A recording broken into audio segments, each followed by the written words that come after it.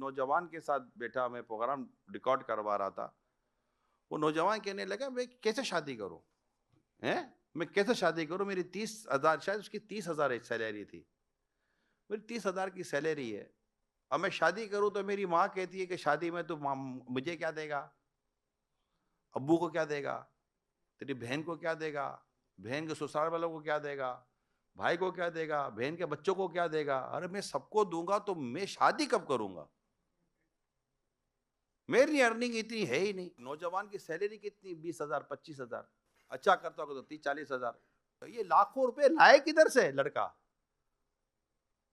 बाप बोलेगा तू कमा और तू शादी कर, बोला मैं कमाऊं मैं शादी करूं, जब मैं कमाऊं तो आप बोलोगे हमको भी दे, माँ को 2 जोड़े दे, बाप बहन को दे। अगर अल्लाह ने दिया है तो दे, मैं मना क्या करता, ये नहीं कहता कि नहीं देना चाहिए। अगर अल्लाह ने दिया है, खाता पीता है, ठीक है, माँ को भी राजी करे, बहन को भी राजी करे, और भी मतलब कि जिसको सिले रहमी के नीयत से, रिश्तेदारों के हुस्न सुलूक की नीयत से अगर कोई देता है, अपनी खुशी से दे, तो इसका तो अलग है। लेकिन यहां तो कंडीशन ही यही है, पूछा जाएगा, बहन नाराज हो जाएगी, अच्छा बहन तो राजी हो गई तो बहन की सास नाराज हो जाएगी। अब कुछ बोलना, अरे बहन की सास, तेरे को क्या प्रॉब्लम है, तुझे जो चाहिए तेरे बेटे से लेना, बहू के भाई से लेने का क्या तुक बनता है यार। माफ कर दे भाई, इनसे गलती हो गई कि तुमको लड़की दे दी भाई, इनसे भूल हो गई है, इनको क्या पता था कि तुम जिंदगी भर मांगते फिरते हो यार। शादी से पहले अपना ही खाते थे, अपना ही पीते थे, ससुराल वालों को माफ कर दो यार। लड़की वाले को चाहिए लड़के वालों को माफ करो, लड़के वालों को चाहिए लड़की वालों को माफ करे। ये दोनों कहीं ना कहीं अलग ही चल रहे होते हैं। हर जगह ना लड़की वाले गलत है, ना हर जगह लड़के वाले गलत है, ना हर जगह लड़की वाले सही है, ना हर जगह लड़के वाले सही है। ये भी बता दो मैं, यानी कि अजीब वो गरीब कहानी है, और ये देना पड़ता है, नहीं दो तो नहीं होता। अब ये नौजवान अब शादी करनी है, खुदा ना करता शादी नहीं करता तो गुनाहों में मुब्तला होता है, फिर बदकारियां बढ़ती हैं, कंवारी लड़कियां माएं बनती हैं, बच्चियों की शादियां मुश्किल हो गई हैं।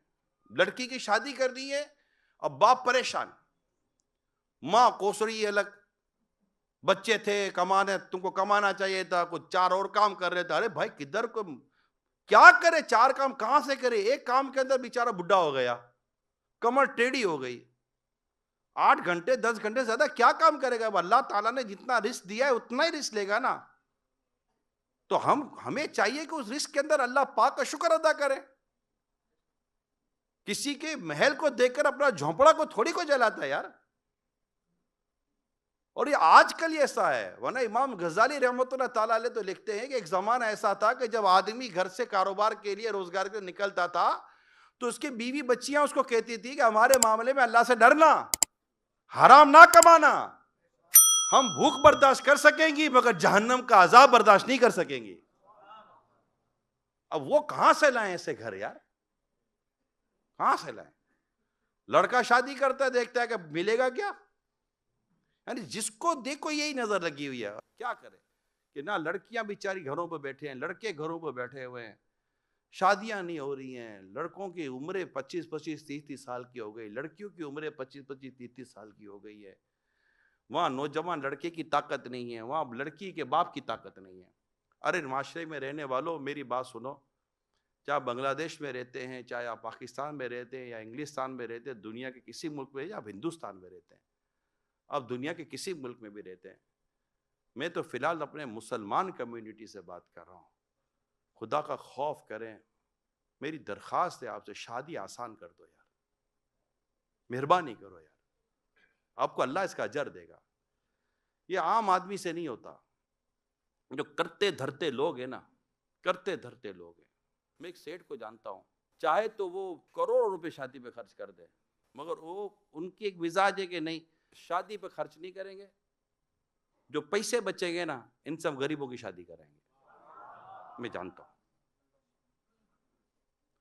स्टार्ट लेने वाले लोग हैं, लोगों ने लिए स्टार्ट, एक एक डिश पर उन्होंने अपनी बच्चियों की शादियां की, सिर्फ 1 डिश खिला सकते थे, 50-50 डिशें, लेकिन नहीं, एक डिश, एक पुलाव खिला देंगे, बिरयानी खिला देंगे, बिरयानी मीठा चावल खिला देंगे, दावत करनी होती है। लेकिन अब यार इतनी महंगी शादियां, इतने महंगे कपड़े, इतनी महंगी चीजें, ये सब दो। लड़के को मोटरसाइकिल हो तो बोला कि ये इतनी सी मोटरसाइकिल दे दे। अरे तो तेरी औकात साइकिल की भी नहीं थी, ये तो बेटी के सदके तुझे मिल गया। तू मोटरसाइकिल, आप अपनी मोटरसाइकिल खुद लो यार। नहीं ले सकते तो फिर अपने घर के बाहर बोर्ड लगा दो, ग्रूम फॉर सेल। अब बोर्ड लगाओ ना कि मैं बिकने के लिए तैयार हूं।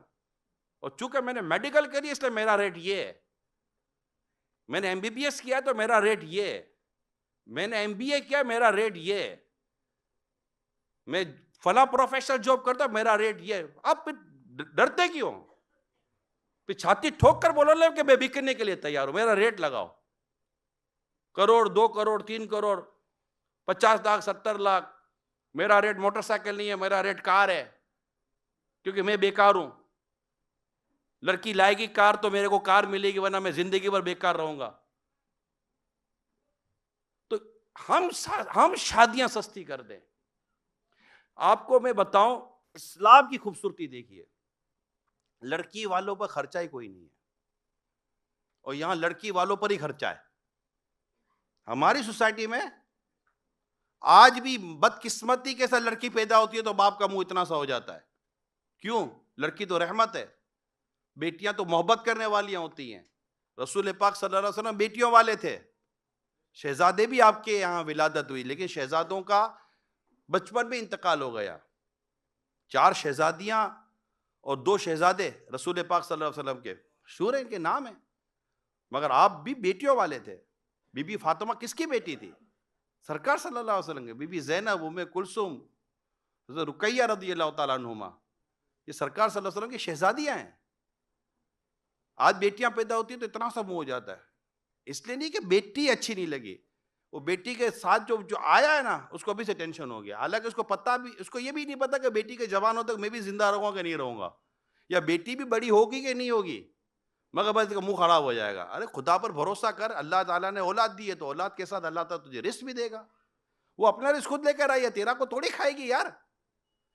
तेरी औलाद तेरा थोड़ी खाती है, वो अपना खाएगी, तुम अपना खाओगे। अल्लाह ने सबका रिस्क अपना अपना दिया हुआ है।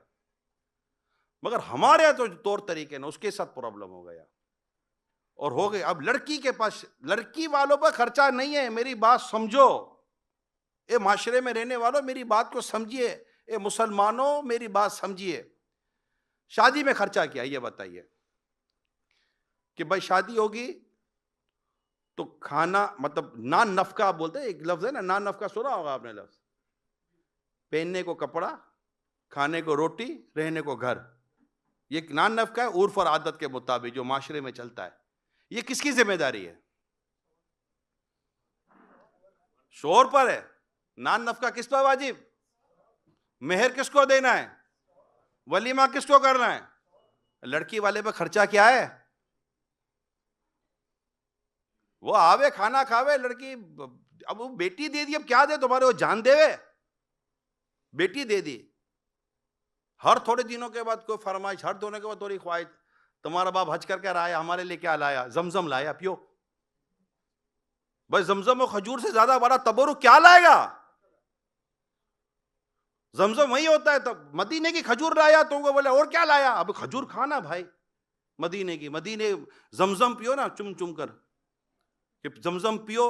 ये जमजम उस लिए है जिस लिए इसको पिए कोई। इसी जमजम में जन्नत है, इसी जमजम में कौसर है। कि जो जमजम शरीफ पी कर दुआ करे, अल्लाह पाक उसकी दुआ कबूल फरमाता है। और क्या लाया है? क्या दे बताओ? फिर बेचारा यहां से खरीदता है जानमाज, यहां से खरीदता है तस्वीयां, यहां से खरीदता है कोई लेडीज सूट। अच्छा घड़ी नहीं लाया है? घड़ी लड़के का भाई शोर का, अब शोर का भाई को भी घड़ी दो, देवर को अलग दो, तो जेठ को अलग दो। सुसर तो बेचारा बूढ़ा आदमी था, इसके लिए कुछ नहीं लाए। क्या लावे इसके लिए? और पूरा घर ही, राशन भी से ले लो ना भैया। अच्छा कहीं ये मिक्स चल रहा है कि लड़की वाले दबाते लड़के वालों को, कि लड़के वाले दबाते लड़के वालों को। आसान करें, मेहर आसान करें, लेना देना आसान। सरकार सल्लल्लाहु अलैहि वसल्लम फरमाते हैं कि बरकत वाली शादी वो है जिसमें बोझ कम हो, यानी दोनों तरफ से कर्जा ना लिया जाए, दोनों तरफ वजन ना हो। दें, मेरी बात समझिए ताकि किसी को गलत फहमी ना हो। जहेज लानत नहीं है, जहेज लानत है। जहेज रसूल पाक सल्लल्लाहु अलैहि वसल्लम ने अपनी शहजादी को जहेज दिया था ना, ऐसा नहीं है। लेकिन जो हमारे माशरे में जो जहेज का नाम से जो लिए चल रहा है ना, ये जो रिश्वतों के नाम पर चल रहा है, जुल्म के नाम पर चल रहा है, ज्यादती के नाम पर। भाई एक बाप है, अपनी बेटी को पूरा शेर उठाकर दे सकता है, दे देने दो, कोई मना नहीं है। और कौन सा बाप है जो अपनी बेटी को खाली हाथ बेचता है यार? मैं अपने नौजवानों से कहता हूं कि आप बस एक जगह आकर स्टैंड ले लो कि मैं शादी अपने पांव पे करूंगा। बस मैं अल्हम्दुलिल्लाह मैं अपना घर खुद चलाऊंगा, मुझे नहीं चाहिए। मुझे बस लड़की, बस जो लड़की वाले को, बेटी के माँ बाप को जो देना वो दे दें, इनकी मर्जी है। ना दे, इनकी मर्जी है, मेरी जिम्मेदारी। मैंने निकाह कर लिया, अब ये औरत मेरी जिम्मेदारी होगी। अब ये मतलब डिलीवरी पर अलग, तो हज पर अलग, तो उम्रे पर अलग, तो इलाज पर अलग, तो फला पर अलग, तो ये अलग। खुददारी पैदा करो मेरे नौजवानों, खुददारी पैदा करो कि नहीं लेना यार, नहीं लेना। और अब जो उर्फ, आदत, रस्म रवाज जो शरीयत के खिलाफ नहीं है, वो जो लेना देना होता है डेफिनेट, वो उस पर कौन मना करता है आपको? मगर वो सब जो राजी खुशी से हो रहा है, इसमें कहीं प्रेशर नहीं है, बोझ नहीं है। ना लड़के के माँ बाप शर्मिंदा हो रहे हैं, ना लड़की के माँ बाप शर्मिंदा हो रहे हैं। बात समझ रहे हैं? इतनी खूबसूरत अगर शादी हो जाए तो यार मुझे बताओ कि मोहब्बतें कितनी बढ़ेंगी और माशरा कैसा हो जाएगा। अब शादी सस्ती कर दे। अब नौजवान की बात वही मैं दोबारा रिपीट करता हूँ। ये चलते चलते मैं लड़कियों की तरफ चला गया ना, मेरी बहनों की तरफ, मेरी बच्चियों की तरफ चला गया। बच्चियां बेचारी घरों में बैठी हुई हैं। अब जिसकी 3-3 4-4 बच्चियां हैं, बाप क्या करेगा? शादियां सस्ती कर दें, मेरे नौजवानों के लिए शादियां सस्ती कर दे। बेटा तू शादी कर ले। मैं एक मिसाल दे रहा हूं, मशवरा दे रहा हूं। माँ बाप अभी जो मुझे सुन रहे हैं, मेरे पास रिक्वेस्ट है, मेरे पास पोस्ट हैं, मेरे पास रिक्वेस्ट चाहिए कि इस पर बात करो। हमारी उम्रें बड़ी हो गई हैं, हमारे माँ बाप हमारी शादियां नहीं करवा रहे। आप माँ बाप हो यार, आपको इतनी नहीं अंदाजा होता कि अभी इसकी उम्र इतनी हो गई, इसकी शादी हो जानी चाहिए। अभी भी कहते तेरी उम्र ही क्या है? अरे भाई इसकी उम्र हो चुकी है शादी की। अब इसको बोलो बेटा तुम कर लो। अब शादी भी क्या करना है यार? मतलब अगर आप गौर करें, मजबूरी है, इसके पास पोजीशन नहीं है, मगर वो शादी कर सकता है। वो अपने बीवी जो आएगी उसको 1-2-3 टाइम का खाना खिला देगा, उसको पहनने कपड़े दे देगा, घर भी दे देगा। आपके घर के अंदर ही कहीं कमरा मिल जाएगा या किराए का भी घर ले लेगा, तभी चल जाएगा इंशाअल्लाह ताला, घर चला लेगा। लेकिन आप इसको थोड़ा फ्री एंड तो दो कि बेटा तुझे हमारी फिक्र नहीं करनी है। जो एक शरअन वलीमा हो जाए वो वलीमा कर लेना, जो शरअन मेहर है वो मेहर दे दे बेटा। शरीयत और दीन के तकाजे पूरे कर ले, हमारी दुआएं तेरे साथ है। 500 को दावत ना दे बेटा, हम ये जो तुझे करना तो कर। बाप कह दे बेटा मेरी पोजीशन नहीं है, लेकिन पोजीशन नहीं है तो बेटे की जो पोजीशन है उसके मुताबिक कंप्रोमाइज तो करें आप। फिर देखें मेरे नौजवानों की शादियां होती है कि नहीं होती। एक तरफ बेटी का काम आसान कर दें, दूसरी तरफ मेरे नौजवान लड़के को रिलीज कर दें। ये कौन करेगा यार? ये खानदान के बड़े करेंगे, ये सिविल सोसाइटी के लोग करेंगे, ये माशरे के करते धरते जो लोग हैं वो करेंगे। किसी एक कम्युनिटी की बात नहीं कर रहा हूं मैं, ये मुख्तलिफ कम्युनिटी में मुख्तलिफ चीजें राइज हैं। जो शरअन दुरुस्त है, अखलाकन दुरुस्त है, माशरे में उर्फ आदत जो शरीयत के मुताबिक दुरुस्त है, उसका होना अपनी जगह पर है, उसको मैं कलाम नहीं करता। लेकिन रिलीज तो करें मेरे नौजवान को, इनकी बिचारों की शादियां होने दे, ये जाया हो जाएंगे, तबाह हो रहे हैं। फिल्में, ड्रामों ने, मीडिया ने, उल्टे सीधे प्रोग्रामों ने, गंदे गंदे मनाजिरों ने इनके दिमाग खराब किए हुए हैं बेचारों के। आप समझते नहीं है। मेरे अपने बड़े बूढ़ों से, वालिदैन से बात कर रहा हूं, पेरेंट्स से बात कर रहा हूं। अब जाके पूछेंगे बेटा मैंने आज बयान सुना था, वो मौलाना बोल रहा था तेरे को शादी करनी है। अब ये इतना मुंह बोल के बोलेगा हाँ करनी है, कैसे बोलेगा यार? उसको शर्म नहीं आएगी? आपकी बेटी की उम्र हो गई है, आप उसको पूछ रहे बेटी क्या लगता है, बयान तो सुना था, मेरे को समझ तो आ रही थी, तो कुछ तेरी शादी करनी है। वो कैसे बोलेगी? हया शर्म भी तो कोई चीज है या नहीं है? आपको नहीं समझ पड़ती, आपको भूख की समझ आ जाती है, आपको प्यास की समझ आ जाती है, गरम ठंडे की समझ आ जाती है। बच्चे को देखकर ये समझ नहीं आती कि मेरे बेटे और मेरे बेटी की उम्र शादी की है या नहीं है।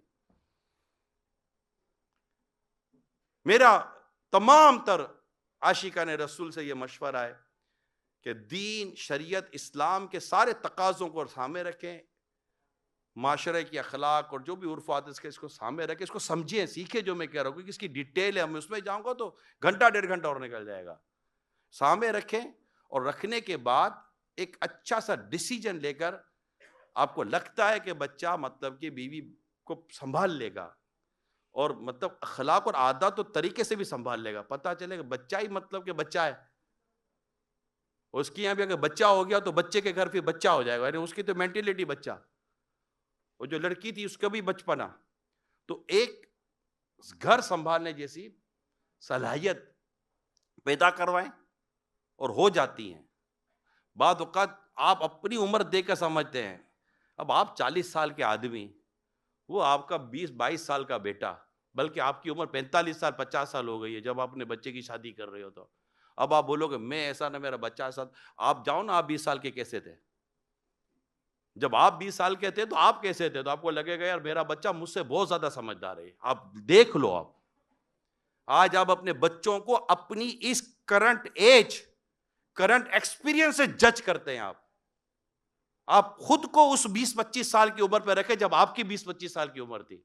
तो आज एक तादाद है जिनको अपने औलाद अपने से ज्यादा इंटेलिजेंट, अपने ज्यादा एक्सपीरियंस नजर आएगी। अपने बच्चों की कदर करें, उनकी इज्जत करें, उनको प्यार, मान, सम्मान दें। इंशाल्लाह आपका बच्चा आपके कदमों में लौटेगा। सारी दुनिया इज्जत करती है और आप बोलते हैं तू किसी काम का नहीं है। वो बोलता है सारी दुनिया मुझसे काम लेती है, मेरा बाप बोलता है तू किसी काम का नहीं है। नहीं होगा, जब बाप बोलता है तो सही बोलता होगा। ऐसा ना करे। ये मैंने वो शायद बातें की हैं जो मेरी माशरे के, मेरी सोसाइटी के, बल्कि एक फैमिली है तबके जो शायद लाखों लाख है। ये चीख नहीं सकते, इनके पास माइक नहीं है, ये बोल नहीं सकते, इनके पास स्क्रीन नहीं है, इनके पास सोशल प्लेटफॉर्म नहीं है। अल्हम्दुलिल्लाह अल्लाह की रहमत है, दावत इस्लामी के पास है। और मैं उसको, उसका फ़ायदा उठाकर मैं इन अपने दुखियारे मुसलमान ख़ानदानों की और इन दुखियारे नौजवानों की और इन दुखियारी मेरी बच्चियों की, मेरी बहनों की मैं नुमाइंदगी करके कह रहा हूँ कि खुदा इन पर रहम करें, इनको ज़्यादा इस तरह की कमाई पर मजबूर ना करें कि ये हराम कमाएं और हराम कमा कर फिर अपने घर को चलाएं। हराम कमाई से, याद कर लो मेरे प्यारे इस्लामी भाइयों, हराम कमाई से घर में झगड़े, फसाद, ना इत्तेफाकी आती है, औलाद नाफरमान होती है। हलाल कमाएं, मुख्तसर कमाएं, एक दूसरे को ताना तनकीद ना करें, कंप्रोमाइज करें। और इसके लिए मैं आपको एक फार्मूला दे देता हूं एंड में जाते जाते। आमदनी के मुताबिक अपने अखराजात फिक्स कर लें। ये फार्मूला है। आमदनी के मुताबिक अपने एक्सपेंस फिक्स करें। एक्सपेंस के मुताबिक आमदनी बनाने जाएंगे ना, थक जाएंगे, खर्चा काबू में नहीं आता। वजन और खर्चा जब एक बार बढ़ जाए तो फिर इसको घटाना मुश्किल है। ये दोनों काम बहुत मुश्किल है। एक वेट बढ़ जाए और एक घर का खर्चा बढ़ जाए। अब बोलोगे इनको नीचे लाओ तो बहुत मेहनत करनी पड़ती है। तो ये याद कर लें, ये मेरे घर की इस्लामी बहनें भी याद करें। बेचारा जो कर सकता कर रहा है, मस्जिद जो बेहतरी आएगी करेगा, लेकिन कर तो रहा है ना, पड़ा हुआ तो नहीं है, सोया तो नहीं है, उड़ाता तो नहीं है, कोई नशे का आदी तो नहीं है, कोई शराबे तो नहीं पीता, कोई जुआ तो नहीं ना खेलता, कोई इधर उधर दोस्तों पे तो खर्च करके नहीं आ जाता ना, फैमिली के लिए कर रहा है ना, जो कर रहा है आपको खिलाने पिलाने के लिए कर रहा है ना, तो अब कर रहा था। अब जो बेचारे के नसीब, अब जो मुकद्दर था वो है, आपके भी नसीब में यही है, उसके नसीब में भी यही है। तो मोहब्बतों से रहो ना यार, क्यों लड़के जीते हो यार? कब लाओगे, कब लाओगे? रोजाना दाल खाएं, रोजाना दाल भी नहीं मिलेगी तो क्या कर लोगे? अल्लाह ने रिस्क तो दिया है ना यार। पैसा नहीं है, रिस्क तो है। अमीरी नहीं है, रिस्क तो है। दौलत नहीं है, रिस्क तो है। रिस्क तो है या नहीं है? पानी पी रहे, रिस्क नहीं है? अगर अल्लाह ना करिए रिस्क भी रुक गया तो क्या करेंगे? जिस दिन रिस्क रुका ना, टेंशन ना लें। जिस दिन रिस्क खत्म हो गया ना, उस दिन आप जिंदा भी हैं, आप कब्र में होंगे। ज़हन बना लें आप। जब बंदे का रिस्क पूरा हो जाएगा तो वो कब्र में उतरेगा, क्योंकि उसके मौत का टाइम हो गया। वो जब तक जिंदगी है रिस्क मिलेगा, या जब तक रिस्क है जिंदा है। जिंदगी खत्म, रिस्क खत्म, ये सारा ये साथ साथ चल रहा है, एक आगे पीछे नहीं है। फिर अब कब्र में उतर गए, क्या रिस बोलना। अब आमाल है और आप है और हमें। तो अल्लाह नेकी और तकवा परहेजगारी दे, कनात दे, और हराम रोजी से अल्लाह बचा कर रखे। जहां से भी आता है, माँ बाप, बीवी बच्चे, रिश्तेदार, पड़ोसी, कहीं से भी खुदा ना खासा कोई टोकनी की आती है ना, तो आप अपने रब पर भरोसा करो। इनकी बातों में आकर हराम रोजी मत कमाना, कि कयामत के दिन कोई किसी के काम नहीं आएगा। ये मैं तमाम मेरे इस्लामी भाइयों को बहुत कान खोल के मेरे भाई सुन लो आप। ये जो हम अपने बीवी बच्चों के लिए और घर बार के लिए और उनके लिए जो हराम रोजी कमाते हैं ना, अल्लाह ना करे गलत रोजी कमाते हैं, कि यार क्या करे। कयामत के दिन कोई एक काम नहीं आएगा, मां भी नहीं आएगी काम। बिल्कुल मैं वाज़ेह तौर पर कह रहा हूं, क्योंकि औलाद कयामत के दिन मां को कहेगी, मां एक नेकी दे दे, मेरे पास नेकी की कमी है। मां एक नेकी ना देगी बेटे को। बाप बेटे को बोलेगा, बाप ने कितनी मेहनत की, एटीएम मशीन बना हुआ था, बेटा जब भी ख्वाहिश का कार्ड डाले बाप ठक ठक ठक करता हुआ पैसे दे देता था। और जब एटीएम मशीन से पैसा नहीं निकलता ना, खाली आवाज आती है तो बोलता क्या किरकिराटी कर रहा है बुड्ढा। जब तक पैसा है इसका बोलना अच्छा लगता है, जब पैसा नहीं देता तो बाप का बोलना भी बुरा लगता है। ये हमारे बदकिस्मती है। जनरल बात कर रहा हूं, 100% बात नहीं कर रहा। लेकिन ये याद रख लें कि कयामत के दिन बाप अगर बेटे को कहेगा ना, बेटा एक नेकी दे दे, बेटा नेकी ना देगा। ना बेटे को बाप नेकी देगा, ना मां बेटे को नेकी देगी, ना बेटा मां को नेकी देगा, ना बीवी शौहर को देगी, ना शौहर बीवी को देगा। कयामत का मामला बड़ा ही नफसा नफसी का मामला है। अरे क्या कोरोना में ना देखा कौन किसका था? चलो बताओ ना यार, कौन किसका था? बाप को कोई हाथ लगाने जाता था कोरोना हो गया तो? बेटे को कोरोना हो गया, क्या बाप आया? कोई आया? मुझे बताएं। कोरोना में हमने देखा यार, कोई घर में रखने को तैयार नहीं था, निकालो निकालो निकालो। ना डॉक्टर हाथ लगा रहा है, ना बेटा हाथ लगा रहा है। इतनी मोहब्बत करने वाली मां भी हाथ नहीं लगा रही कि मेरे को लग जाएगा। किस वजह से हाथ नहीं लगा रहे थे? मेरे को लग जाएगा, मेरे को लग जाएगा। ये हमने अपनी जीते जी देख लिया यार, अब क्या देखना रह गया है? ये दुआ दो दावत इस्लामी वालों को कि जहां मां बेटे बाप एक दूसरे को नहीं पूछते थे, वहां ये दावत इस्लामी वालों ने हमारे मुर्दों को कफन और दफन दिया है। ये अल्लाह की रहमत है, दावत दुनिया भर में दिया है, दुनिया भर में। और लोग परेशान होते थे कि ये दावत इस्लामी वाले भाई दिया, इनका जज्बा था, इनको पता था कि यार अब इंतकाल करके क्या लगेगा। एक साइंसी तहकीक, मेडिकली तहकीक, लेकिन किया हमारे इस्लामी भाइयों ने। कफन भी दिया है, गुस्ल भी दिया है, तदफीन भी की है, और उस वक्त रिश्तेदार भी नहीं आए, हमें पता है। मगर चूंकि दावत इस्लामी वालों की तरबियत करने वाले का नाम है इलियास कादरी, अमीर अहले सुन्नत, अल्हम्दुलिल्लाह। उन्होंने वो जज्बा इन्होंने फूंक दिया हमारे इस्लामी भाइयों में। वो नजर कर दिए कि भाई ये, इनको इस बात की परवाह शायद नहीं रही थी कि हमारा क्या बनेगा। उनको ये पता था कि मुसलमान के लिए फर्ज किफाया है, हम कफन दफन के साथ ही इसको कब्र में उतारेंगे।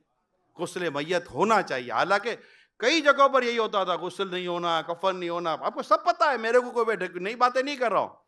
मगर जब भी मेरी दावत इस्लामी वालों के पास ये केस आया, मेरी दावत इस्लामी वालों ने, अल्लाह इन सबको, मेरे इस्लामी भाइयों को सलामत रखे, इस्लामी बहनों ने इस्लामी बहनों को कफन दफन दिया, गुस्ल दिया।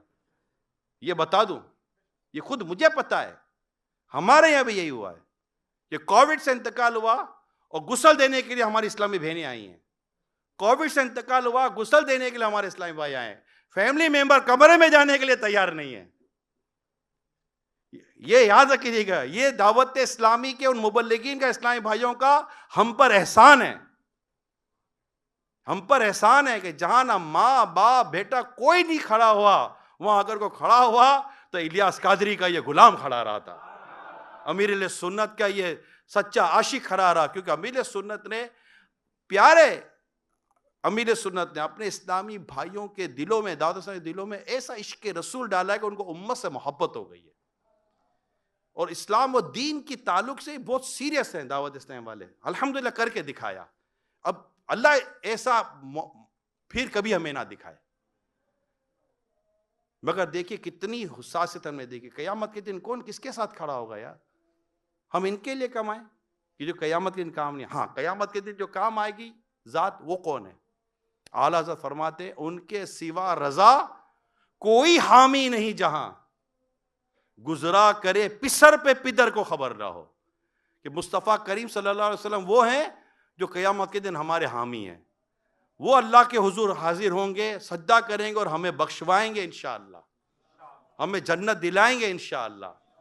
तो जीना है तो मुस्तफ़ा के लिए जियो, इनकी मोहब्बत में जियो, इनके प्यार में जियो, इनके दीन की खिदमत करते हुए जियो। अल्लाह अमल करने की तौफीक अता फरमाए।